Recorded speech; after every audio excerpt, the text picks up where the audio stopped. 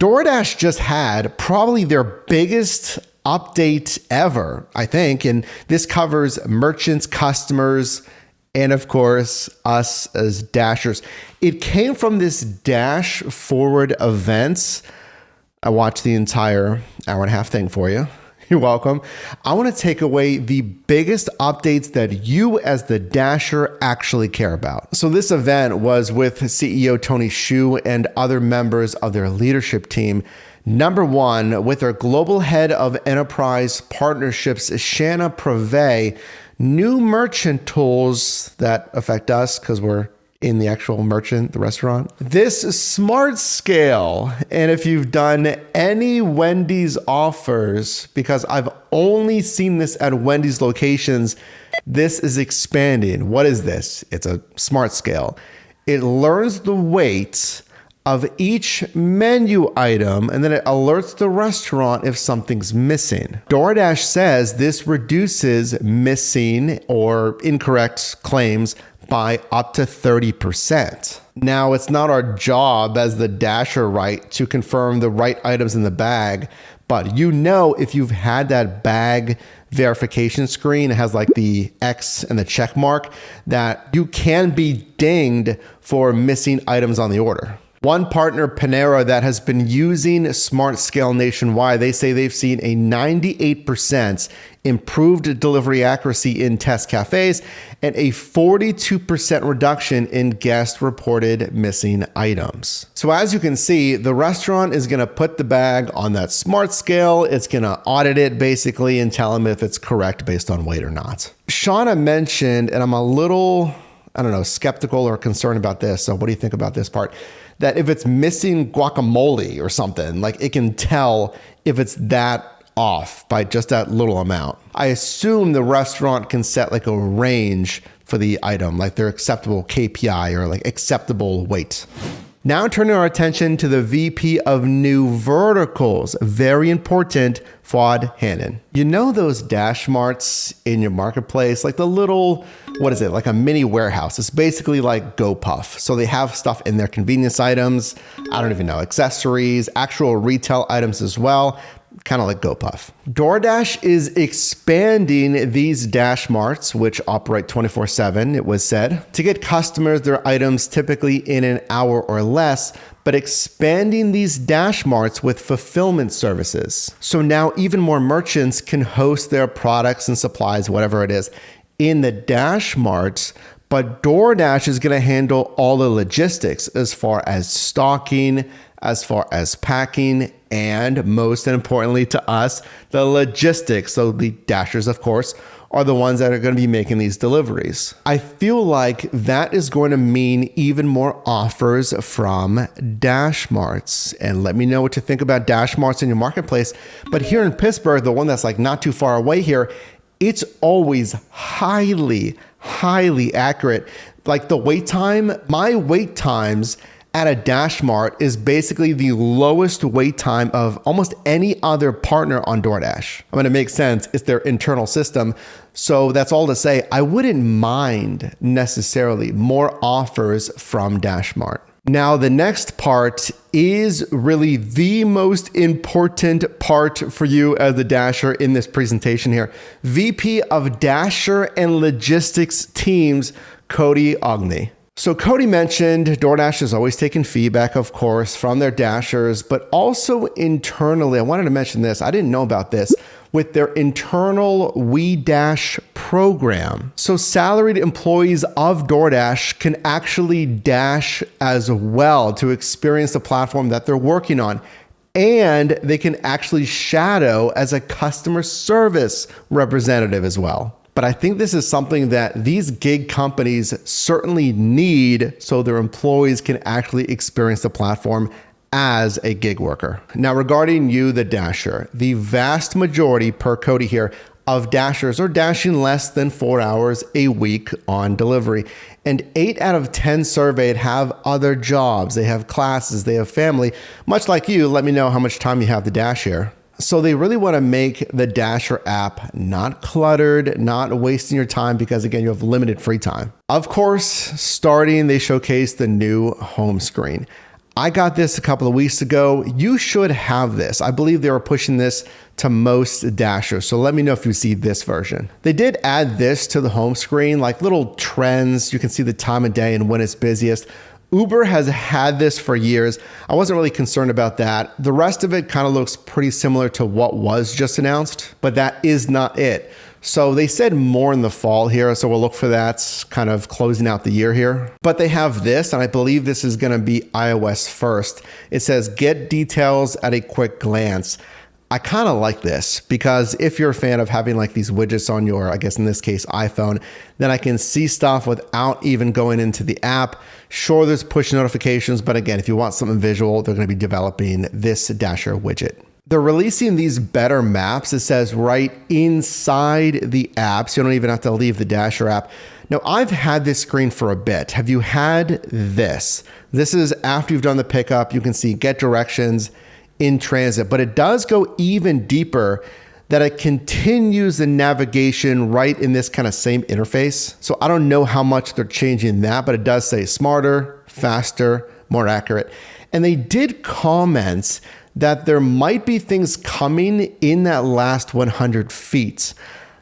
I don't know if this is going to be like similar to Amazon Key on Amazon Flex, where you can automatically buzz in to an apartment complex via that, whatever it is, Bluetooth key or something. Yes, there's going to be gate codes as well, but they specifically mentioned there's going to be improvements to that last 100 feet. Guys, if you add an Amazon Key-esque thing, that would be incredible. I mean, it's okay. I mean, they're doing some stuff, but it's not even related to pay, right? I mean, this isn't even affecting actual orders here. Well, their next announcement was something that we noticed, and this will be better if you're in a smaller marketplace. And like I hear from you in the comments section, consider subscribing and consider checking out our very own gig app that summarizes like everything out there, tracks your income. That ShiftMate is launching October 8th. For those smaller marketplaces and maybe even medium-sized marketplaces, we started to see this. Flash offers are expanding and getting more features. Now, these are typically high-paying offers, as you can see here. You can decline these offers without affecting your acceptance rates. And this is new, you can adjust when you receive these offers.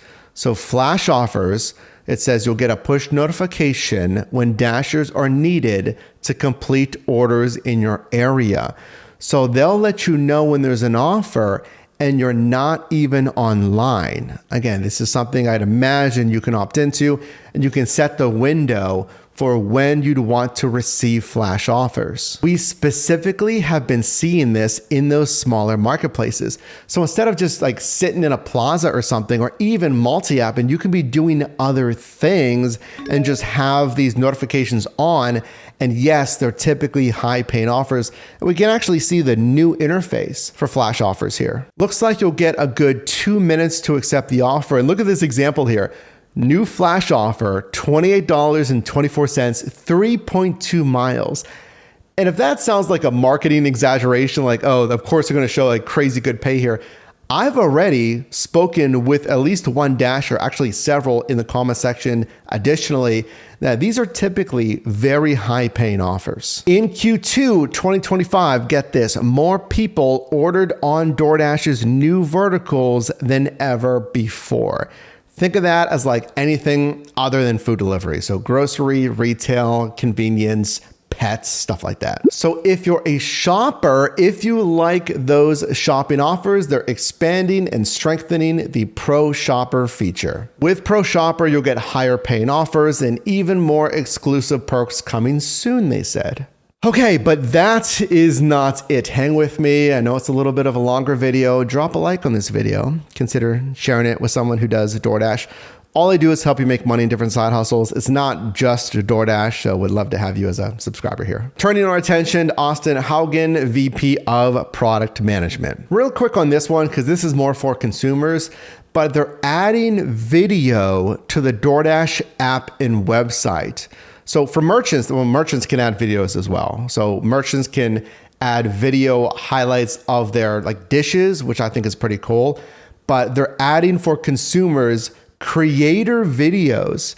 So if you're interested in like just content creation, you can make a video basically review of that restaurant, of the dishes. If it gets chosen, it's going to be featured on that, I think like homepage or something of the restaurant, and then you get rewarded. So that's live in Atlanta, San Francisco, Miami, and Austin. Now, co-founder of DoorDash and head of their research division, DoorDash Labs, Stanley Tang, with something monumental, something that's going to be very, very, I don't know, something for you as a Dasher. There is no secret that moving into 2026, etc., the technology space is looking at AI and autonomy. And yes, this is directly related to that. Let's talk about how this is going to affect you as a Dasher.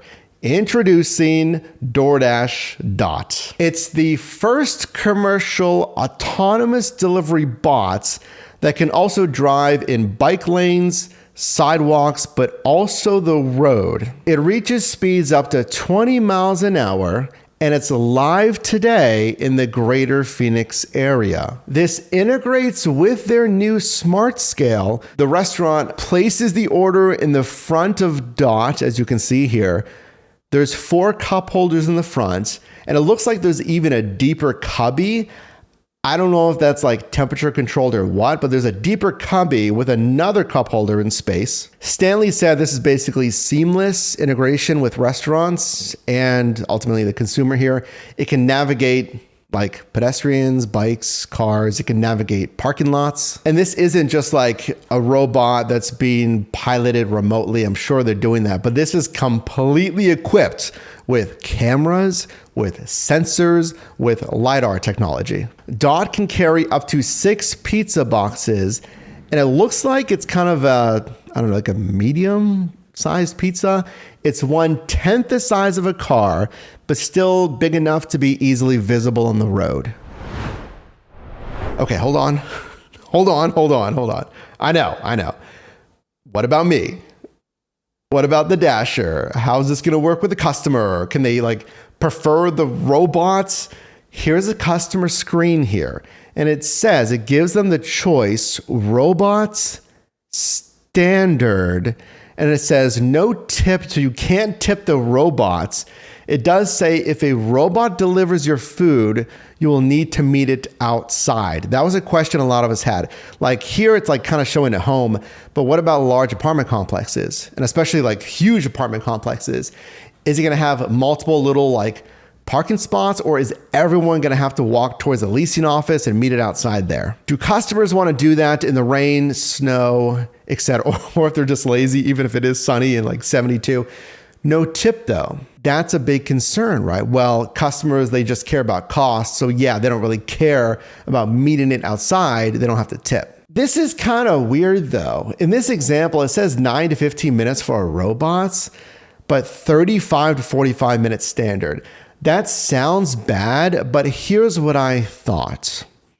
This thing goes 20 miles an hour. I mean, you can go faster in your vehicle. Now you're hampered, actually no, both are hampered by traffic laws, obviously. Now this thing could take the crosswalk, so there's that. If it's traveling in the bike lane and then like the crosswalk gets the signal, it could just keep going through the crosswalk and then continue like literally on the sidewalk or the bike lane. Now here, I'd imagine it says standard 35 to 45 minutes because in this case, a Dasher might be further away. Because think about it. If a Dasher was decently close to the restaurant, they're faster than a 20 mile per hour robot, at least in theory. Look at this for the customer handoff. Robot delivery, bring your phone to retrieve your order from the robot. It's got to be some kind of like Bluetooth connection, right? It senses the phone's closed and it opens the robot thing. What about connectivity issues? Like, I don't know about you, but here in Pittsburgh, we have connectivity issues and a lot of steep terrain depending on where you're at as well. Could that be frustrating to the customer? Here it says tips are refunded for robot deliveries. So I don't know what's going on there because the prior screen, it looked like it didn't even let them leave a tip. So, okay. DoorDash says, and I'll try to find you the screenshot, it was somewhere in here, an example, that their platform will either choose and or recommend the best mode for delivery. Because in the presentation, they cited like they have the standard Dasher, there's sidewalk robots that they've partnered with, there's now DoorDash Dot, which is more equipped than a sidewalk robot. And then some marketplaces, they have drone delivery. So all of this is going to work together to, I guess, recommend the best transportation method. Pros and cons of this, and we can make this whole thing right here its own video, of course. Pros, would it, honestly, let's take a step back and take a real stance, look at this thing. Would it mine and filter out non-tipping offers? Or the customer that is prone to tip very low, if at all, because they know they don't have to tip this thing? Would it take away the shortest runs? That's kind of good and bad, right? Because this is framed for local delivery, 20 miles an hour. Okay, it's not going to be doing, frankly, as far runs. I like short runs, though, if they pay enough. So what kind of runs would this get? And would that help or hurt you? Especially when this is at scale. This is day one, launching in whatever marketplaces it was, Greater Phoenix. So it is going to take away some percent of offers, right? Are those good offers? Are those bad offers? And let me tell you this, though, honestly, from the consumer side, there's going to be a percent, not everyone, it's going to be however percent this is going to be, a percent of customers who do not want to use this thing because they want to support a real person. They trust the person more. They'd rather tip that person for doing a good job. And then, of course, like any early adopter, there's going to be a percent of customers who are like, this is sweet. I don't have to tip anybody. I don't care if it's in a robot. It's not scaled. It's in one marketplace right now, but this is an in-house development from, yes, DoorDash Labs, their research group. Sure, there's capital allocation, there's repairability, and they kind of cited that in this presentation as well. Oh, and trust me, I know the knee-jerk reaction from Dashers is going to be like, guys, like this is clearly taking away offers. You're trying to get rid of Dashers. It's cheaper. Yeah, there's a startup cost, right? But it's cheaper to operate per delivery. So stay tuned. Make sure to subscribe. This is a day one announcement thing here, but let's look at the macro. There's a lot of things announced, even, things for Dashers, obviously here in this Dash Forward events. If you want to watch the full thing, I'll leave more information linked down below. Make sure to subscribe. What did you like? What did you not like from this?